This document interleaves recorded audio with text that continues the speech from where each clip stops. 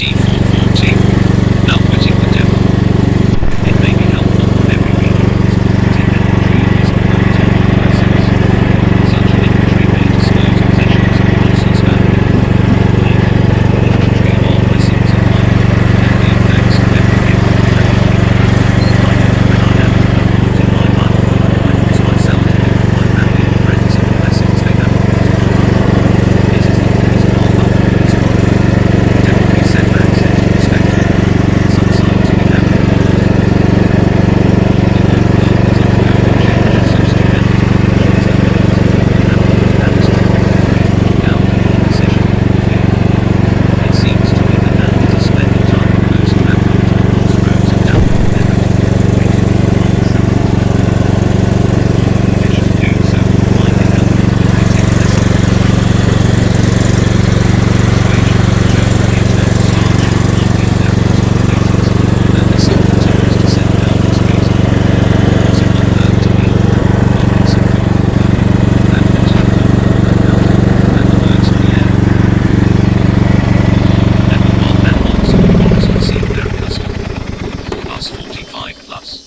Napoleon Hill. Requirements of food. That useful day follows restful night. That busy summer follows the inactive winter. That the seasons come and go precisely as they did before the 1929 depression began. That, in reality, only men's minds have ceased to function normally, and this, because men have filled their minds with fear. Observation of these simple facts of everyday life may be helpful as a starting point for those who wish to supplant fear by faith. I am not a prophet, but I can, with all due modesty, predict that every individual has the power to change his or her material or financial status by first changing the nature of his or her beliefs. CC Every individual has the power to change his or her material or financial status by first changing the nature of his or her beliefs. It was right after publication of Think and Grow Rich in 1937 that Napoleon Hill began this manuscript for Outwitting the Devil. Through his interview with the devil, Hill discovers and reveals how the devil may be having his way with you and how you can ignite your other self to not only conquer the devil in your own life but to also empower your other self to achieve your greatest success. Throughout his work is the recurring theme of the importance of transforming your thoughts from fear to faith. Do not confuse the word belief with the word wish. The two are not the same. Everyone is capable of wishing for. 46. Outwitting the devil. Financial, material, or spiritual advantages, but the element of faith is the only sure power by which a wish may be translated into a belief, and a belief into reality. And right here is an appropriate place at which to call attention to a real benefit which anyone may experience by deliberately using faith in focusing attention upon any form of constructive desire. The mind acts upon one's dominating, almost pronounced desires. There is no escape from this fact. It is a fact indeed. Be careful what you set your heart upon, for it surely shall be yours. Faith is the beginning of all great achievement. If Edison had stopped by merely wishing for the secret with which electric energy might be harnessed and made to serve through the incandescent lamp, that convenience to civilization would have remained among nature's multifarious secrets. He met with temporary defeat more than 10,000 times before wresting this secret from nature. It was finally yielded up to him because he believed it would be, and he kept on trying until he had the answer. Edison uncovered more of nature's secrets, they might have been called miracles, at an earlier period in the realm of physics than did any other man who ever lived, and this because he became acquainted with his other self. I have his own word for this, but even if I did not have it, his achievements of themselves have disclosed the secret in there. Unfoldment. Plus 47 plus. Napoleon Hill. Nothing within reason is impossible to the man who knows and relies upon his other self. Whatever man believes to be true has a way of becoming true. A prayer is a released thought, sometimes expressed in audible words and at other times expressed silently. I have observed by experience that a silent prayer is as efficacious as the one which is expressed in words. I have observed also that one's state of mind is the determining factor when prayer works, as well as when it does not. My conception of the other self, which I have tried to describe is that it merely symbolizes a newly discovered approach to infinite intelligence, an approach which one may control and direct through the simple process of mixing faith with one's thoughts. This is only another way of saying that I now have greater faith in the power of prayer.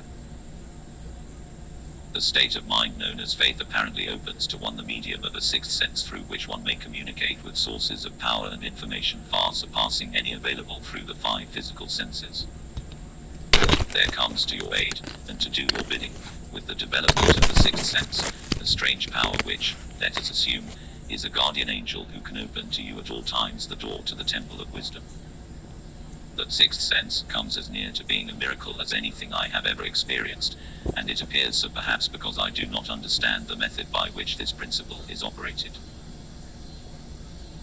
This much I do know, that there is a power or a first cause, or an intelligence which permeates every atom of matter, and embraces every unit of energy perceptible to man, that this infinite intelligence converts acorns into oak trees, causes water to flow downhill in response to the law of gravity, follows.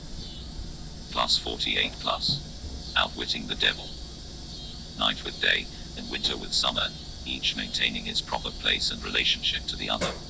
This intelligence may aid in transmuting one's desires into concrete or material form. I have this knowledge because I have experimented with it and have experienced it. I have for many years followed the habit of taking personal inventory of myself once a year, for the purpose of determining how many of my weaknesses I had bridged or eliminated, and to ascertain what progress, if any, I had made during the year. This section on faith is worth rereading a few times because it contains Hill's core teachings on prayer. Faith, in his view, is a sixth sense, or spiritual power that enables one to succeed if one is in step with the first cause of all things, one of his descriptions of God. His is a practical or scientific faith that emphasizes tangible results.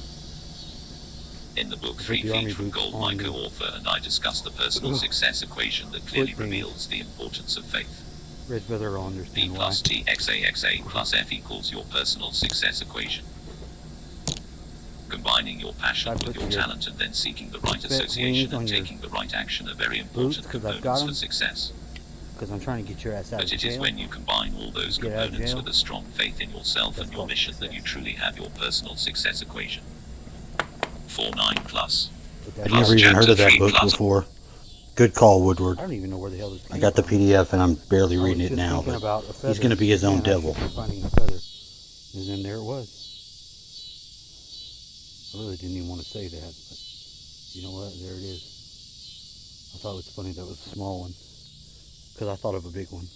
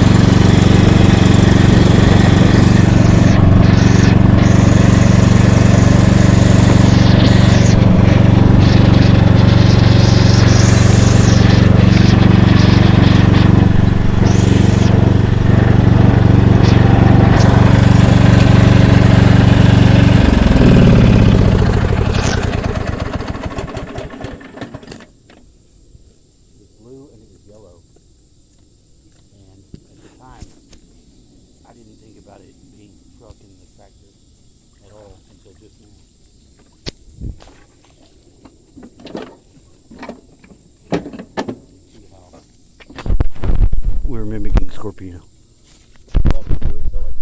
Scorpio. There's the ghost knife. All right. Perfect. And my socks. See what I'm talking about? Because I don't necessarily need them. But with swimming with the socks. That is perfect. Because now we're not ghost. We've passed through ghost realm and energetically interacting with the water. see? For Red Feather, if he wants to annihilate himself, I'll have to stop him or play along and not let it happen the way.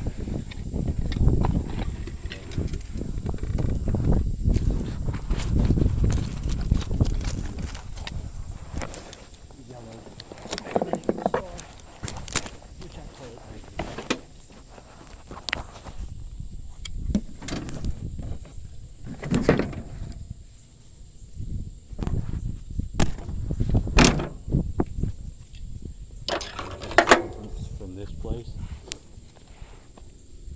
anybody that would be wanting to be healthy could plug into it themselves. Would not be doing them harm, and they should not notice it. How dare help you do a kowtow?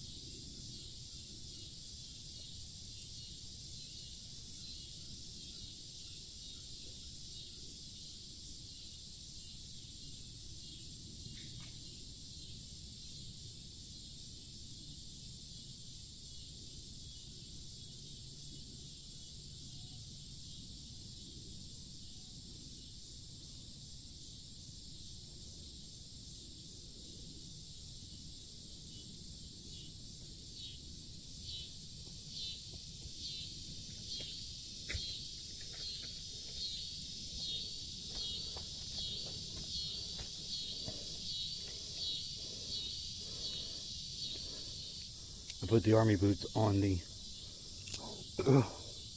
foot things. Red Feather will understand why.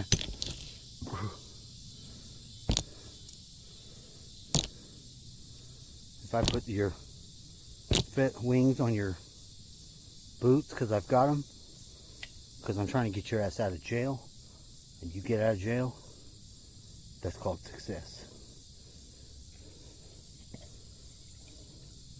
But that's why this is little bitty. I don't even know where the hell this came from. I was just thinking about a feather. Oh man, I should be finding a feather. And then there it was. I really didn't even want to say that, but you know what? There it is. I thought it was funny that it was a small one, because I thought of a big one.